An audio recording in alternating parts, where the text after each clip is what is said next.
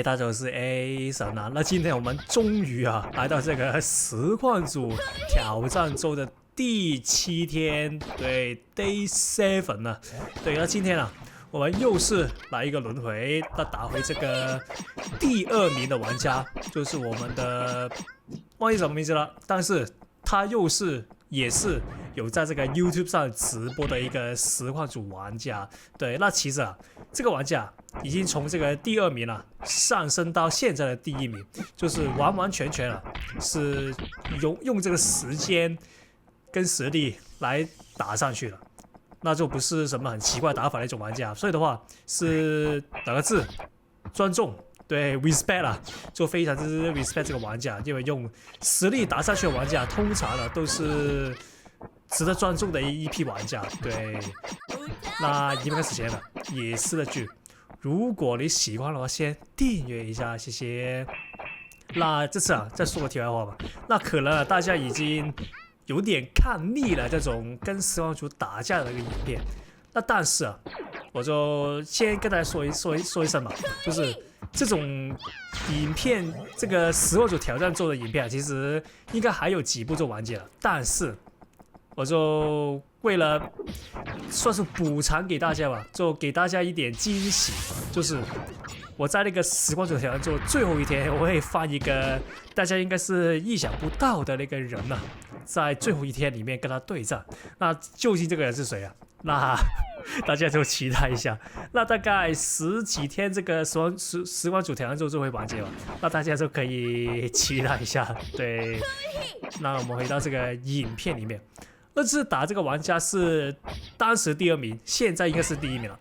那但是打這個玩家有一點比較難搞的地方，就是他以前我跟他打的時候，如果大家記得，在我的那個頻道第200集的時候打那個玩家其實就是他，那他當時那個網絡是非常之順的，那可能是那個伺服器問題因為大家也知道，如果當你那個更新日期越接近這個更新的時候，那就代表已經很久沒更新吧，這個是一個常識來的。那這部數字好像就是剛才那個狀況，就是已經有一段時間沒有更新了，那也是跟你所說當這個印尼服很久沒有更新的時候，就會代表說這個伺服器就會越來越卡。對，這個伺服器經常發生的一件事情來的。那越來越卡的話有什麼問題？就是我超怂會非常非常之難抓到人，尤其是有一些玩家是特別難抓。比如說我超怂有時候明明這個抓法在以前是抓到人的，但是在這邊開始就會抓不到，那所以的話，我们現在打這個玩家似乎有一點點困難，但是也是那句，我們專業的超雄玩家永遠都要有第二套打法，就是我們的重低打法，就是如果抓不到人，那我們怎麼打？就是重低打法，永遠不要氣餒。對，那來到這個第2回合了，那我們打里奧小心點。先點什麼？就是不要在追逐的途中，因為里奧通常他的打法就是先跑開，因為他要存這個能量，不然的話他沒能量是做不到任何事情的。而且通常用里奧的玩家的里奧都會加非常高的那個速度對，然後他就會用一個類似 hit and run 的方法，就是一邊跑一邊存能量，然後有能量就來用那個里奧的那個噴激光那個方法把你跪倒，那他就不會重複那個步驟。那我們怎麼打？那打里奧很簡單，那我們只要做到一點，可惜這邊的話插不死他，應該是插不到他。那我們就要做到也打里奧，我這邊用頭盔，就是我們追逐途中，當我們追逐那個機會用完的時候，我不要站在他的那個攻擊範圍裡面。對，這個都是唯一的解法，不然的話你是打不過里奧的，除非你直接跟自己說我不追了，你用里奧的話，我就直接站在旁邊也是可以，但這個不是我的打法，我的打法就是永遠把敵人追下來打，這就是我超熟的打法，也是我覺得比較有趣的打法，就不是什麼站在旁邊有什麼都不動，敵不動我不動的那個狀況。對，這個就是不是我的打法。我這邊都來到第3回合。這邊啊，直接給他，可以啊。那他這個玩家其實也跟我打了很多場很多局了，也是一個老對手了。所以說他基本上是知道我每一個行動背後的意義是什麼。例如說我 break 卡打倒人之後，後面會做什麼？如果是大家是觀眾的話，這一個是猜到，就是黑毛 combo 嘛。對，那他也是知道這一點。對，這個就是打多了，跟一個敵人打多了才會有的那個默契吧，我會叫做。這邊小一點，可以。這邊的話，我們就，可惜，這邊的話就是那個里奧的一個機動性啊，其實蠻強的。這邊就是做不到，就是剛才所說我的那個伺服器問題啊，就是越來越厚，那個伺服器越來越卡，就導致一些超雄的抓取抓不到。那這個也是啊，這邊的話其實我是先手，但很明顯就不知道為什麼我會讓他打到，這邊就可惜。那這邊的話小心點。打里奧的話，其實比較小心的是他後面的，按錯，這邊的話有點緊張了。里奧其實比較麻煩的是他後面那些符的話，這個也是做不到。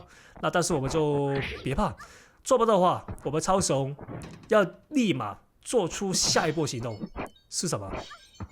下一步行動就是，因為做不到，他直接從那身上插過，我們要立馬兩個做法：一，直接跳開；二，就是滴两下，像我現在一樣。對，這個做不到，其實就是我以前玩這個 Northside Exotic 就是那個師傅的時候，因為以前師傅很多人都很卡，如果大家有玩過的話，那就是我剛從那個情況練出來的，所以的話是一個比較悲哀的一個過程來的，練成那個打法。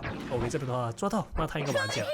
OK， 那來到這個第4回合，也是里奧的話 ，OK 這邊做不到。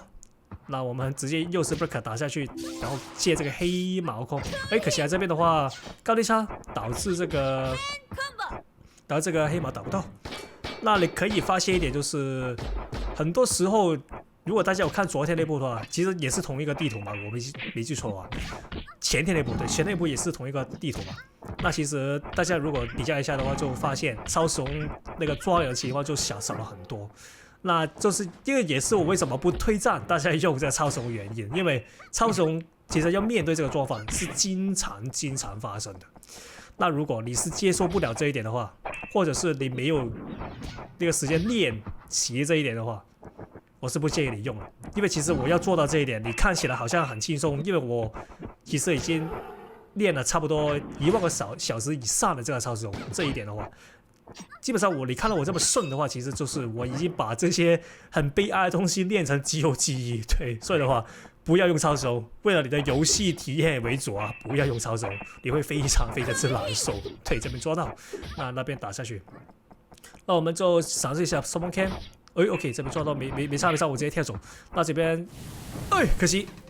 這邊的我發現他很喜歡用這個戰術，就是他很喜歡跳起來，然後裝作要抓我，其實沒有，然後就騙，直接用那個交換位置那個衣服把我抓住。OK， 這邊的打下去，可惜還做不到。那我們就 SD 快好了，那我們就嘗試一下能不能開 SD。OK， 這邊的話，這邊的我還有披風，我記得，沒有用。那直接跌下去。他開了求救秘籍。那這邊的話，他應該是會 OK， 這邊不錯的一個力頭啊。